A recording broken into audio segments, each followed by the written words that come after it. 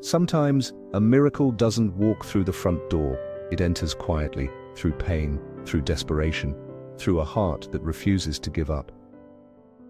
Suzanne had nothing left, except love, and it was that love, fierce, selfless, and unconditional, that would change not only her life, but the heart of a man who thought he had everything. But what happens when that man holds the power to save her son, yet refuses to get involved? And what if saving the boy means risking his own heart? Before we dive in, if you are here, that means you believe in stories that move us.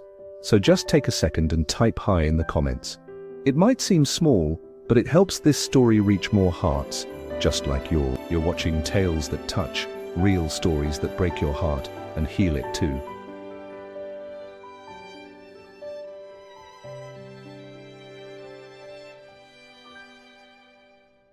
The fever had returned with a vengeance. 11-month-old Noah's tiny body burned against Susan Mitchell's chest, radiating heat through her already threadbare t-shirt as she paced the cramped apartment living room. The small wall clock read 3:07. She'd been walking with him for almost 2 hours, his cries now whittled down to whimpers that somehow hurt more than the screaming.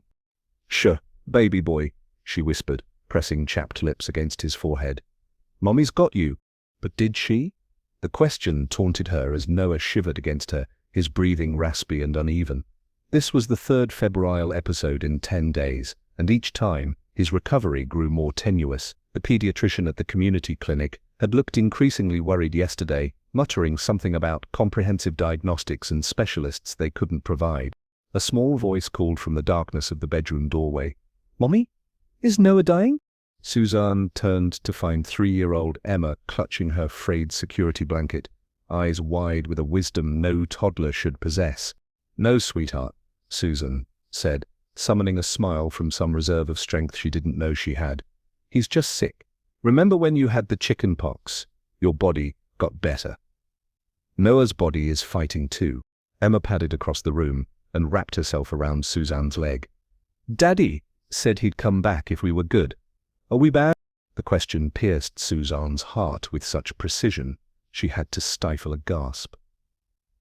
David had been gone 8 months now, 8 months since he'd packed a single suitcase while she was at her night shift at the diner, leaving nothing but a note that read, "I can't do this anymore. The kids deserve better than me." As if desertion was some twisted act of paternal sacrifice. "No, baby," Susan whispered, crouching down with Noah still in her arms. "You're perfect. All 3 of you. Daddy had his own problems that had nothing to do with us." The lie tasted bitter. David's departure had everything to do with them, with the crushing weight of parenthood, with the relentless financial struggle, with the way Suzanne's body had changed after 3 pregnancies in as many years. But Emma would never know that version of the truth. From the bedroom came the sound of 2-year-old Liam's cries, likely awakened by his siblings' absence. Susan closed her eyes briefly, calculating the physics of comforting 3 children with only 2 arms. "Emma, can you be Mommy's big helper and get back in bed with Liam? Tell him a story about butterflies, he loves those." Pride straightened Emma's small shoulders. "I can do it, Mommy." As Emma retreated, Suzanne turned her attention back to Noah. His eyes were glassy, unfocused. The Tylenol from 2 hours ago should have brought the fever down, but his skin felt like a hot coal. Panic fluttered in her chest. She needed help. Real help. Not the come-back in 3 weeks kind that the overwhelmed clinic offered, but the immediate, life-saving kind that required insurance she didn't have. Balancing Noah in one arm, she retrieved her phone and dialed her neighbor, Mrs. Patel.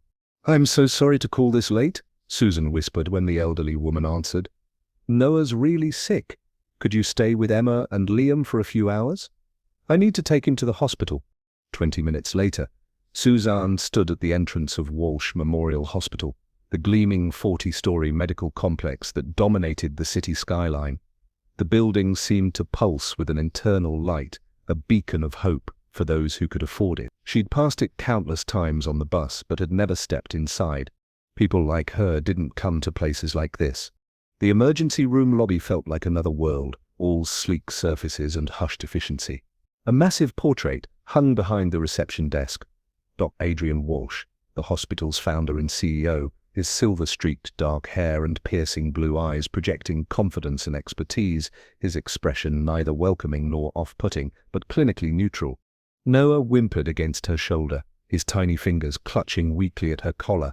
"I need to see a doctor," Susan told the receptionist, a woman whose crisp appearance made Susan acutely aware of her own disheveled state. "My baby has a high fever that won't break. Insurance card and ID, please," the woman said, barely glancing up from her computer. I don't have insurance." "But he's really sick. Please." The receptionist's eyes flicked to Noah, then back to her screen. "Without insurance, there's a $750 deposit required before a doctor can see him. We can set up a payment plan for the remaining balance." Suzanne's free hand instinctively went to her purse, which contained exactly $43.17, her tips from yesterday's shift, meant for groceries. "I can't pay that right now, but my baby needs help." "I understand, ma'am, but there are other facilities that might be better suited." "He's burning up," Susan interrupted, her voice rising. "He's not even a year old. Please." The woman's expression softened marginally. "I'm sorry, but I have to follow policy. If you go to County General..." "County General told me they're at capacity. They said to come here if he got worse." This wasn't entirely true. The clinic doctor had mentioned Walsh Memorial as the best option, not necessarily the only one, but desperation was making Susan bold. A young doctor passing through the lobby paused, his attention caught by the escalating conversation. He approached, eyes concerned beneath dark-rimmed glasses. "What seems to be the problem?" he asked, his gaze immediately assessing Noah. "My son has had a persistent fever for days. It's gotten worse tonight. He's not responsive like normal." Susan fought to keep her voice steady. The doctor reached out and touched Noah's forehead. "How high has the fever been?"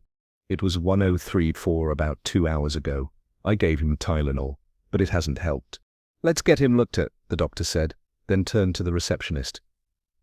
"Carolyn, prepare a pediatric exam room." "Dr. Chen." The receptionist lowered her voice. "She doesn't have insurance or the deposit." Dr. Chen hesitated, glancing at the portrait of Adrian Walsh as if searching for guidance from his painted eyes. "Use the Walsh Foundation code," he said finally. "We'll sort it out later." Relief made Suzanne's knees weak. "Thank you," she whispered. "Thank you so much." Within minutes, Noah was being examined in a brightly lit room that contained more medical equipment than Suzanne had ever seen. The monitors beeped softly as Dr. Chen worked, his movements efficient but gentle. "How long has he been sick?" he asked. "He had his first fever about 10 days ago. It broke after a day, then came back worse 5 days later. The clinic gave him antibiotics, but they don't seem to be working." Dr. Chen frowned. "His lungs don't sound good. Has he had any trouble breathing?" "Yes, especially tonight. It's like he can't get enough air." As if to confirm her words, Noah's breathing suddenly became more labored, his chest heaving with the effort. "His oxygen saturation is dropping," Dr. Chen said, his calm voice belied by the speed of his movements. He pressed a button on the wall. "I need a pediatric respiratory team in here now." The room suddenly filled with medical personnel, their voices overlapping in a practiced symphony of urgency. Suzanne found herself being gently but firmly moved aside as they clustered around her son's tiny form. "Probable pneumonia with secondary infection," Dr. Chen was saying. "Let's get a chest X-ray and blood cultures. Start him on broad-spectrum antibiotics and supplemental oxygen." Susan pressed herself against the wall, watching as they placed a small oxygen mask over Noah's face. His eyes, when they fluttered open briefly, were confused and frightened. She wanted to go to him, to tell him Mommy was here, but she couldn't bring herself to interrupt the care he so desperately needed. A nurse eventually approached her. "We need to admit your son to the pediatric intensive care unit. His condition is serious." The words hit Suzanne like physical blows. "Will he be okay?" "Dr. Chen is excellent, and your son will get the best care possible here," the nurse said, not quite answering the question. "I'll need you to fill out some paperwork." The forms were endless: medical history, contact information, financial responsibility waivers.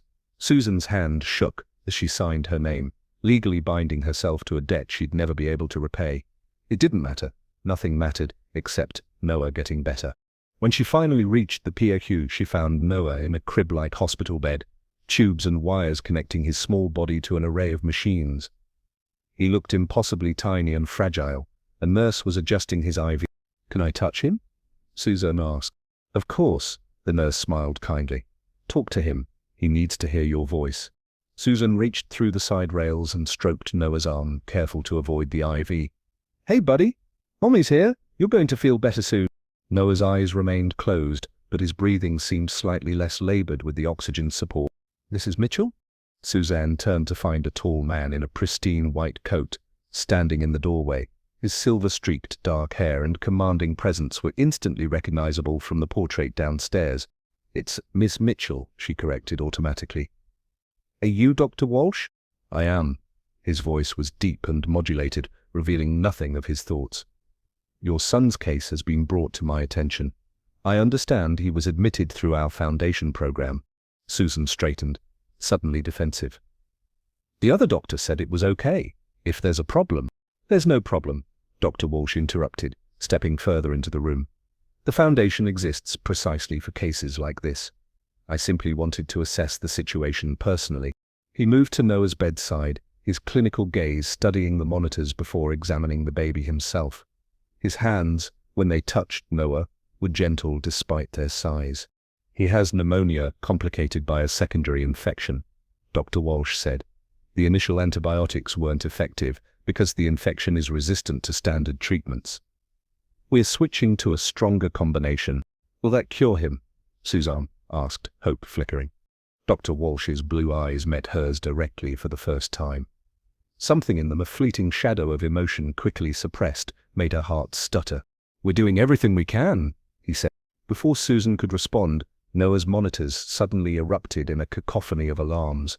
His tiny body went rigid, then began to convulse. "He's seizing," Dr. Walsh said, his voice sharp as he hit the emergency button. "Page the rapid response team now." Time lost all meaning in the pediatric intensive care unit. Seconds stretched into hours, nights blurred into days. Noah's seizure had been controlled, but it had left Susan shattered, clinging to the plastic chair beside his crib as if it were the only solid thing in a world gone liquid with fear. "Febrile seizures are common in children with high fevers," Dr. Chen had explained gently, after the crisis had passed. "But we're concerned about the underlying cause. The cultures show an aggressive bacterial infection that spread to his bloodstream. That had been 2 days ago. Now Noah lay still in his hospital crib, his skin waxy beneath the harsh fluorescent lights. The antibiotics were fighting, but the infection had a head start. Susan had called Mrs. Patel multiple times a day, checking on Emma and Liam, trying to explain to her toddlers through the phone why Mommy couldn't come home. "When is Noah coming back?" Emma had asked that morning, her voice small and confused. "Liam keeps looking for him in his crib." "Soon, sweetheart," Susan had promised, the lie tasting like ashes. "Noah needs special medicine from the doctors." "I drew him a picture," Emma said. "It's a superhero to make him brave." Tears had sprung to Suzanne's eyes. "That's perfect, Em. I'll show it to him when Mrs. Patel brings you to visit." Now alone with her sleeping son, Susan stroked his fever-hot cheek. The antibiotics should have shown more progress by now. Dr. Chen's increasingly worried expressions told her what his careful words did not. They were running out of options. The soft clearing of a throat pulled her from her thoughts. Dr. Walsh stood in the doorway, his imposing frame somehow contained, as if he were trying to make himself less intimidating. "How is he today?" he asked, moving to check the monitors. "The same," Susan answered, watching as he examined Noah with those strangely careful hands. Dr. Walsh nodded, making notes in the electronic chart. Since that first night he had appeared periodically, his visits brief but thorough. Each time, Suzanne had been struck by the contradiction of him, a man clearly accustomed to power and deference, yet who handled her baby with something approaching tenderness. "The latest blood work shows some improvement," he said, surprising her. "Not as much as we'd like, but the infection is responding." Hope, that dangerous emotion she'd been trying to suppress, fluttered in her chest. "Really?" "Really?" His eyes met hers, and for a moment, something passed between them. A shared relief, perhaps. "We'll continue the current regimen." He turned to leave, then hesitated. "Have you eaten today, Miss Mitchell?" The question caught her off guard. "I had some coffee." "That's not eating." His tone was matter-of-fact, not judgmental. You can't help your son if you collapse from exhaustion. Suzanne bristled slightly. I'm fine. You're not, he countered, then seemed to soften. The cafeteria on the 5th floor has decent food. Your son will be monitored. 20 minutes to eat something substantial would benefit both of you. Before she could respond, a nurse appeared in the doorway. Dr. Walsh, the board members have assembled for the quarterly meeting. He nodded. I'll be right there. To Susan, he added, think about what I said, before striding away. She waited another hour before finally heeding his advice, leaving Noah only after extracting a solemn promise from the nurse to call her immediately if anything changed. The cafeteria was quiet in the mid-afternoon lull. Susan selected a sandwich and soup, then froze at the register when she saw the prices. Hospital food, it seemed, was as expensive as everything else here. It's been taken care of, the cashier said, noticing her hesitation. Walsh Foundation card was added to your son's file. Charity. Again. Susan's pride smarted, but her hunger won out. She found a small table near the window and ate mechanically, her mind never leaving the PU. Mind if I join you? Susan looked up to find Dr. Walsh standing beside her table, a cup of coffee in his hand. Up close, without the backdrop of medical crisis, she was struck by how tired he looked, the fine lines around his eyes deeper than she'd noticed before. I thought you had a meeting, she said. It ended. He sat without waiting for permission. How's the food? Good. Thank you for, she gestured vaguely, arranging it. He shrugged slightly. The foundation covers all necessities for the patient's family. It's policy. Still, thank you. They sat in silence for a moment. Susan found herself studying him, not as the intimidating billionaire doctor, but as a man. His hands cradled his coffee cup with the same careful precision she'd seen him use with medical instruments. There was something almost vulnerable in the gesture. Your son is strong, he said suddenly. His vitals have stabilized more than I expected. He's always been a fighter, Susan said, a small smile touching her lips. Even before he was born. The ultrasound technician called him the acrobat because he was constantly moving. Something flickered across Dr. Walsh's face, a shadow of emotion quickly suppressed. You have other children? 2. Emma is 3, and Liam is 2. Suzanne's heart ached at the thought of them. They're staying with my neighbor. 3 children under 4, he said, calculating. That must be challenging. It is, Susan admitted, but they're worth every difficult moment. Dr. Walsh's gaze dropped to his coffee. Their father isn't in the picture. The question was personal, straying beyond the bounds of doctor-patient propriety, yet Susan found herself answering, he left 8 months ago. Decided parenthood wasn't for him. She kept her tone neutral, not wanting pity. We manage. I'm sorry, he said, and it sounded genuine. That must be difficult. Sometimes, she acknowledged. But there's no point dwelling on it. Forward is the only direction that matters now. Dr. Walsh studied her for a long moment, his expression unreadable. You have remarkable resilience, Miss Mitchell. Before Susan could respond, his pager beeped. He glanced at it and stood. I have to go. Please, finish your meal before returning to the PSU. He was gone before she could thank him again. Over the next few days, a pattern emerged. Noah's condition improved incrementally. Dr. Walsh appeared daily, ostensibly to check on Noah, but increasingly staying to speak with Susan. Their conversations, initially brief and clinical, gradually expanded. She learned that he had founded Walsh Memorial 15 years ago, after inheriting his family's pharmaceutical fortune. He'd revolutionized several treatment protocols, earned numerous medical accolades, and expanded the hospital into a world-class institution. What the official biography didn't mention, what Susan gleaned from their conversations, was his solitude. No mention of family or friends. No life outside the hospital walls. Do you ever take a day off? She asked one afternoon, as they shared another cafeteria table. A faint smile touched his lips, occasionally, when forced. What do you do with yourself when you're not saving lives? He seemed genuinely puzzled by the question. Catch up on medical journals, review research proposals. That's not taking time off, Susan laughed. That's just doing work in a different location. Perhaps, he conceded. And you? What would you do with a day off? Susan considered this. Play with my kids without watching the clock. Take them to the park. Read them stories without falling asleep halfway through. Simple pleasures, he observed. The best kind, she replied. Something shifted between them in those quiet conversations. Susan couldn't name it, wouldn't allow herself to, but she found herself looking forward to his visits, not just for Noah's sake. 1 week after Noah's admission, Susan finally received permission to bring Emma and Liam to visit. Mrs. Patel delivered them to the hospital lobby, both children wide-eyed at the imposing building. "Mummy," Emma launched herself at Susan, nearly knocking her over. Liam followed more cautiously, his thumb firmly in his mouth, eyeing the strangers around them with suspicion. "My babies," Suzanne whispered, inhaling their familiar scents, peanut butter and baby shampoo. "I've missed you so much. Is Noah better?" Emma asked, pulling back to look at her mother's face. "He's getting better," Suzanne said carefully. "But he's still very sick. That's why he has to stay here with the doctors." "Can we see him?" Emma clutched her drawing, now crumpled from being held too tightly. "Yes, but he has machines helping him get better. They might look scary, but they're good machines." As she led her children toward the elevator, Susan spotted Dr. Walsh across the lobby, speaking with another physician. He glanced up, caught her eye, and nodded slightly in acknowledgement. She returned the gesture, oddly pleased that he had seen her children. The PAQ visit was brief. Hospital policy limited young siblings to 15 minutes, but meaningful. Emma carefully placed her superhero drawing where Noah could see it. Liam, after initial hesitation, patted his baby brother's arm and offered his precious stuffed dog. "No, sweetie," Susan said gently. "Noah has his own toys. Doggy needs to stay with you." "Make Noah better," Liam said solemnly, his first full sentence since arriving. Susan's heart clenched. "The doctors are trying, baby."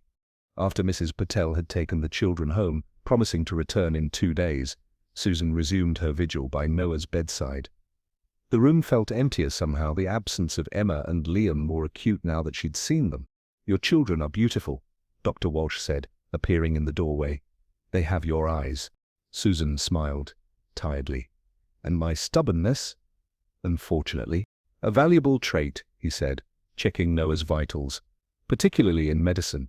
His hand lingered on Noah's forehead, the touch seemingly more personal than clinical. Susan watched, fascinated by this glimpse of humanity in the usually controlled doctor. "You're good with him?" she observed. He withdrew his hand, a flicker of something pain crossing his face before disappearing. "I was married once," he said, unexpectedly. "We had a son." The past tense hung in the air between them. "What happened?" Suzanne asked softly. Dr. Walsh's gaze remained on Noah. "He died. Congenital heart defect we didn't detect until too late. He was 7 months old." "I'm so sorry," Susan whispered. "My wife couldn't forgive me," he continued, his voice detached as if reciting a case history. "A doctor who couldn't save his own son." She left, started over elsewhere. The pieces of Adrian Walsh suddenly snapped into focus, his dedication to medicine, his detachment, his unexpected interest in her family. "That's why you created the foundation," Susan realized. "So no other parent would lose a child because of financial barriers." His eyes met hers. Yes. Something profound passed between them in that moment, understanding, connection, perhaps even the beginning of something more. "Adrian," she said, using his first name for the first time. "Thank you for saving my son." "Don't thank me yet," he cautioned, but his eyes had softened, though his latest results are promising. He was right. Over the next week, Noah turned a corner.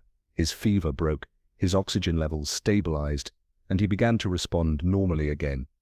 Susan watched in wonder as her baby returned to her, his eyes tracking her movements, his tiny hand gripping her finger. Adrian, she thought of him that way now, was present for much of this recovery. His professional interest in the case clearly mingled with personal investment. He arranged for Emma and Liam to visit more frequently, bending hospital policy with his authority. 2 weeks after Noah's admission, Adrian entered the POQ with a smile. "We can move him to a regular room today," he announced. "His infection is cleared, and his lungs are healing well." Susan sagged with relief. "When can we go home?" "Another week, most likely. We need to ensure he's completely stable." The new room was private, spacious, with a comfortable fold-out bed for Susan. Another Walsh Foundation benefit, she assumed. That evening, after settling Noah in his new surroundings, Susan found Adrian waiting in the hallway. "Walk with me?" he asked. They strolled through the quiet corridors, eventually reaching a rooftop garden Susan hadn't known existed. The city spread below them, lights twinkling in the darkness. "I come here to think," Adrian said, leading her to a bench. It helps maintain perspective. They sat in companionable silence, watching the night skyline. Noah's case has made me reconsider some hospital policies, Adrian said finally. We turn away too many patients who don't have insurance or can't make the initial deposit. The foundation helps, Susan offered. Not enough, he countered. Not consistently. He turned to her, his expression earnest. Your courage in fighting for your son. It's reminded me why I became a doctor in the first place. Something warm bloomed in Susan's chest. I'm glad. I'd like to see you, Adrian said suddenly, after Noah is discharged. Not as a doctor. The unexpected offer hung between them. Susan found herself wanting to say yes, despite the complications, despite the differences in their worlds. I'd like that too, she admitted. His smile transformed his face, making him look younger, more approachable. He reached for her hand, his touch gentle. The moment was interrupted by Susan's phone buzzing. A text from Mrs. Patel about Emma having a nightmare. As she replied, another message appeared, a notification from the hospital's patient portal about Noah's care plan. Susan opened it automatically, expecting information about the discharge process. Instead, she found herself staring at an earlier document, a treatment rejection form from 3 weeks ago, when Noah's illness had first begun. The rejection cited inability to provide payment or insurance verification as the reason for denial. At the bottom was an electronic signature, Dr. Adrian Walsh, Chief Medical Officer. Susan's blood ran cold. She looked up at the man beside her, suddenly a stranger again.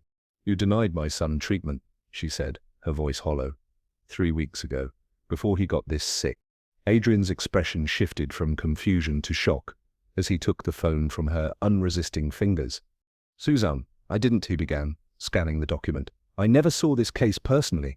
Your signature is on it, she said, each word like glass in her throat. My baby could have died because of you. Adrian's face drained of color as he stared at the damning evidence on Susan's phone. His lips parted, but no words emerged. For the first time since she'd met him, the confident surgeon seemed genuinely shaken. Susan, I need to explain? There's nothing to explain, she cut him off, snatching her phone back. I was just another poor person to turn away, until my son was dying, and then I became your charity case, your redemption project. The pieces clicked into terrible alignment. The special attention, the personal visits, the foundation conveniently available when Noah's condition became critical. Had it all been guilt? Manipulation? That's not what happened, Adrian said, his voice low and urgent. I have no memory of seeing this case, much less rejecting it. Your signature says otherwise. Susan stood, putting distance between them. The night air on the rooftop garden suddenly felt frigid. My son suffered for weeks while I begged for help. Do you know what it's like, watching your baby struggle to breathe, feeling his tiny body burn with fever? Adrian's expression tightened with pain. Yes, I do know. The quiet reminder of his own loss momentarily silenced her, but her anger quickly resurfaced. Then how could you deny care to another child? The hospital processes hundreds of cases daily, he said, running a hand through his silver-streaked hair. I don't personally review each one. My electronic signature is applied to decisions made according to established protocols. Protocols you created, she countered, the betrayal slicing deeper with each word. Your hospital. Your rules. He didn't deny it. I need to investigate this. Will you let me? What does it matter now?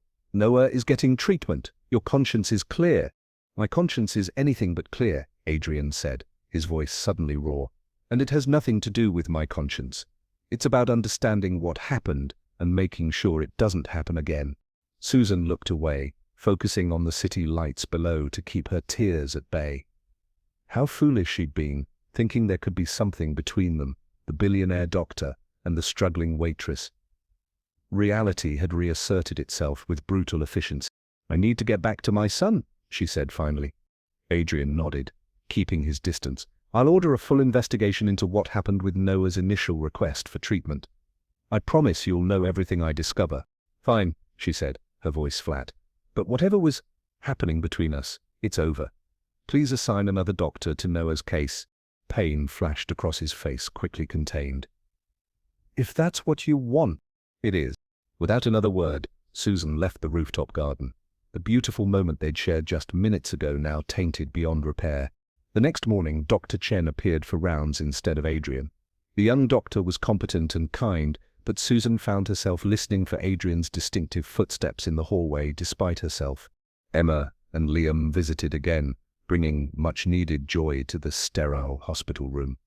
Emma climbed carefully onto the bed beside Noah, narrating a complicated story about her superhero drawing. Liam, more reserved, stood watching his baby brother with solemn eyes. "Is Noah coming home soon?" he asked, his small face serious. "Yes, sweetheart," Susan said, running her hand through his soft curls. "A few more days." "Good," Liam said decisively. "His crib is empty." The simple observation brought tears to Susan's eyes. Their tiny apartment might lack luxury, but it was filled with love, something she'd feared Noah might never experience again during those first terrifying days in the PIU. After Mrs. Patel took the children home, Susan received an unexpected visitor, a woman in an expensive suit who introduced herself as Vanessa Larson, head of patient relations. "Dr. Walsh has requested a complete review of your son's case," Ms. Larson explained, perching on the visitor's chair with perfect posture. "I understand there was an issue with his initial application for care." Susan eyed her warily. "His treatment was denied. The document had Dr. Walsh's signature." Ms. Larson nodded, her expression neutral. "We're investigating that. In the meantime, I want to assure you that all of Noah's care, past, present, and follow-up, will be covered by the Walsh Foundation. You will not receive any bills." The offer should have been a relief, but it felt like another form of manipulation. "And what does Dr. Walsh want in return?" "Nothing." Ms. Marson seemed surprised by the question.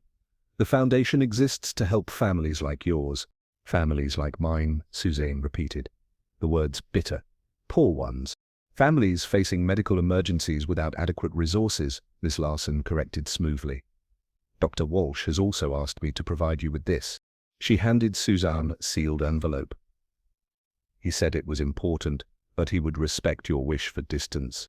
After Ms. Larson left, Susan stared at the envelope for long minutes before finally opening it. Inside was a single sheet of hospital letterhead with Adrian's handwriting. "Susan, I've initiated a full audit of our intake protocols. The preliminary findings are disturbing. Noah's case was indeed rejected by our system, but I never personally reviewed it. The electronic signature was applied automatically based on financial algorithms. This doesn't excuse what happened. I created this system, and its failures are my responsibility. Noah suffered because of policies I implemented, even if I didn't personally turn him away. Since James died, I've built walls around the part of me that could feel the weight of these decisions. I've told myself that rigid protocols were necessary for running a successful hospital, that emotions would cloud medical judgment. You and your children reminded me what I'd forgotten, that medicine is at its core about people. Not statistics, not profit margins. People. I understand why you want distance. I've betrayed your trust, however, unintentionally, but please know that I'm making changes. Starting today, no child will be turned away from emergency care at Walsh Memorial again, regardless of their family's financial situation. This isn't about easing my conscience. It's about fixing a broken system. If you ever change your mind about talking, I'm here. Adrian." Susan folded the letter carefully, emotions warring within her. The explanation made sense, yet the hurt remained. Noah had suffered needlessly. That fact couldn't be erased by good intentions, however genuine. 2 days later, Noah was discharged with a clean bill of health. As Susan packed their few belongings, Dr. Chen conducted a final examination. "His recovery has been remarkable," the young doctor said. Smiling as Noah battered at his stethoscope, Dr. Walsh implemented a new follow-up protocol. "A nurse will visit your home weekly for the next month to ensure Noah continues to improve." Susan nodded, surprised. "Is Dr. Walsh here today?" Dr. Chen's expression turned careful. "He's in surgery, has been for most of the past 2 days." "I see," Susan said, ignoring the twinge of disappointment. "Please tell him I received his letter." "I will." The homecoming was joyous. Emma and Liam swarmed around Noah's carrier, peppering him with gentle pats and excited chatter. Mrs. Patel had cleaned the apartment and stocked the refrigerator, small kindnesses that brought tears to Susan's eyes. That night, That night, after all three children were finally asleep, Susan collapsed onto her worn sofa. The relief of having Noah home safely mingled with a persistent ache she couldn't quite name. Her fingers found Adrian's letter in her pocket, creased from multiple readings. For 2 weeks she settled back into her routine, working double shifts at the diner, caring for the children, and welcoming the visiting nurse who came to check on Noah. His recovery continued without complication, his bright eyes and strengthening coos a daily reminder of how close she'd come to losing him. She hadn't heard from Adrian directly, though Dr. Chen called twice to follow up. Each time Susan found herself hesitating before ending the call, words she couldn't quite formulate lingering unspoken. On a rainy Tuesday evening, as she hurried home with groceries, Susan spotted a familiar figure standing beneath the awning of her apartment building. Adrian's tall frame was unmistakable, though he looked different, less polished, more human in jeans and a simple sweater, his hair slightly ruffled by the wind. "What are you doing here?" she asked, shifting her grocery bags. "I can leave if you want," he said immediately, making no move to help with her bags, respecting her boundaries. "But I wanted to tell you something in person." Susan hesitated, then nodded toward the entrance. "You can come up for 5 minutes. Mrs. Patel has the kids." The apartment felt impossibly small, with Adrian in it. He stood awkwardly in the living area while Suzanne put away perishables, hyper-aware of the contrast between this space and his penthouse. "You've done a lot with this place," he said, noticing the cheerful artwork on the walls, Emma's creations and the neatly organized toys. "It's not much, but it's home," she replied, finally turning to face him. "What did you want to tell me?" Adrian took a deep breath. "I've restructured the entire intake system at Walsh Memorial. No more algorithms making life or death decisions. We've established a new patient advocacy department with a 24-hour review process for any case initially flagged for denial." "That's good," Suzanne said cautiously. "And I've stepped down as CEO?" That caught her by surprise. What? "Because you were right," he said simply. "I built walls, created distance between myself and the consequences of my decisions. I told myself it was necessary to run an efficient hospital, but really, I was protecting myself from feeling anything after losing James." He moved to the window, looking out at the rain. "I'm returning to practicing medicine full-time, taking cases personally. No more hiding behind administrators and protocols." "What about the hospital?" "My sister Eliza is taking over. She's always been better with the business side anyway." A small smile crossed his face. "She called me an idiot for not implementing these changes years ago." Suzanne set down the grocery bag she was still clutching. "So that's it? Problem solved?" "No," Adrian said, turning back to her. "Nothing can undo what happened to Noah or to the other families our system failed, but I can try to do better going forward." He paused. "I miss you, Suzanne, and the kids. I understand if that doesn't change anything for you." The raw honesty in his voice broke through something in her chest. "I was so angry," she admitted.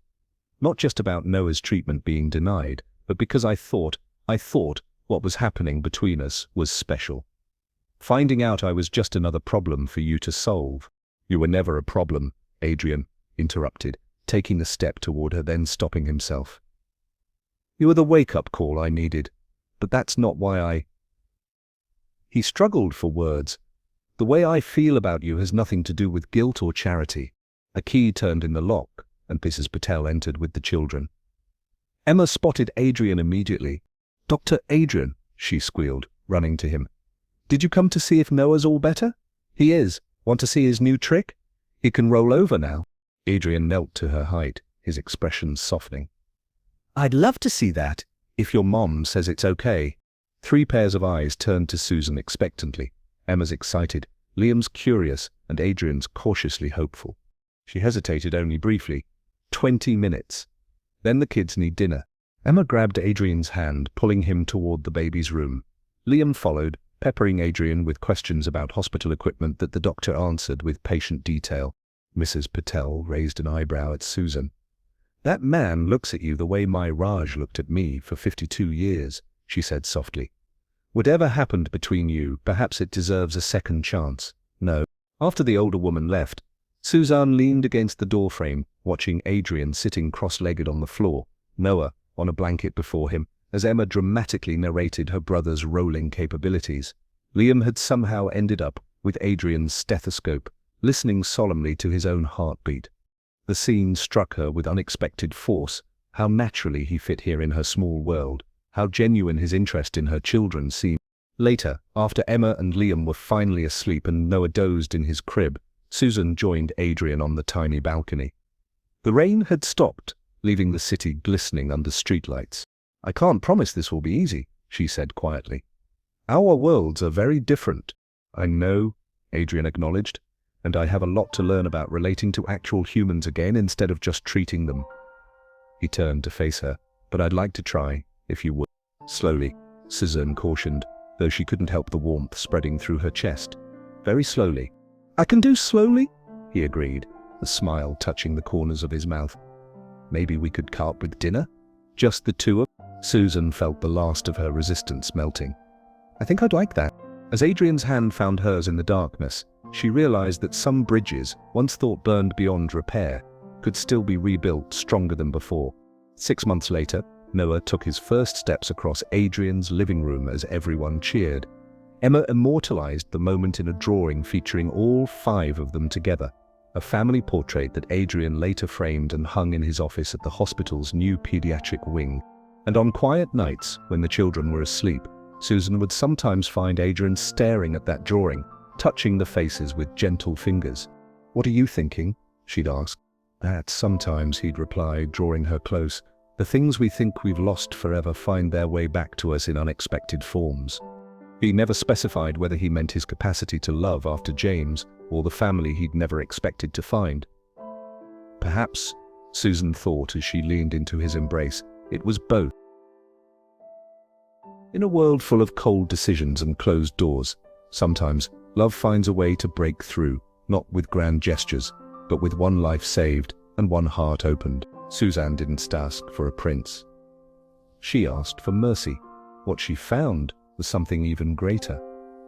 A man who remembered how to feel again. If this story touched your heart, leave a heart in the comments, and don't forget to subscribe for more stories that remind us what truly matters: love, courage, and the miracles hidden in the most unexpected places.